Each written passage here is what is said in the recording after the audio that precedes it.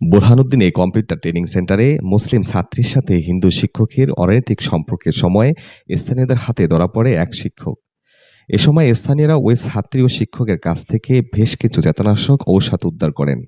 অভিযুক্ত ওই শিক্ষকের নাম রক্তিম শর্মা। তিনি ২০১০ সাল থেকে বুরহানুদ্দিন বালিকা মাধ্যমিক বিদ্যালয়ের সহকারী শিক্ষক হিসেবে কর্মরত আছেন।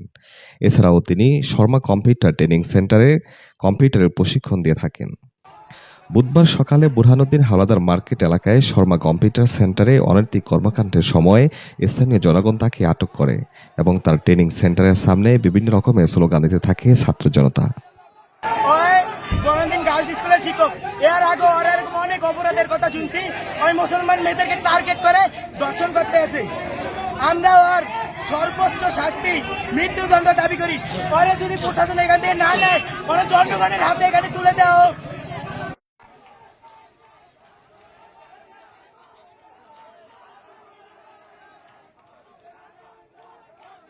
স্থানীয়রা জানায়, রক্তিম শর্মার ট্রেনিং সেন্টারে ট্রেনিং দেওয়ার মতো কোনো কম্পিউটার না থাকলেও মাঝে মাঝে অনেক মেয়েরা এখানে আসা যাওয়া করত। ওই সকল মেয়েদের কর্মকাণ্ড সন্দেহজনক থাকায় স্থানীয়রা ওই কম্পিউটার প্রশিক্ষণ সেন্টারকে ফলো আপে রাখেন। বুধবার সকাল 10টার দিকে অনৈতিক কাজ করার সময় স্থানীয়দের হাতে ধরা পড়ে অভিযুক্ত ওই শিক্ষক। এছাড়াও স্থানীয়রা আরও জানান, ২০০৬ সালে কাচিয়া ইসলামিয়া দাখিল মাদ্রাসার কম্পিউটার শিক্ষক হিসেবে কর্মরত ছিলেন অভিযুক্ত ওই শিক্ষক। সেই সময় মাদ্রাসা ছাত্রীদের সাথে অনৈতিক কর্মকাণ্ডের সাথে জড়িত হওয়ার কারণে অভিযুক্ত ওই শিক্ষককে বহিষ্কার করা হয়। পরে দীর্ঘ সময় তিনি বিদেশে থেকে ২০১০ সালে দেশে ফিরে বুরহানুদ্দিন সরকারি বালিকা মাধ্যমিক বিদ্যালয়ে যোগদান করেন।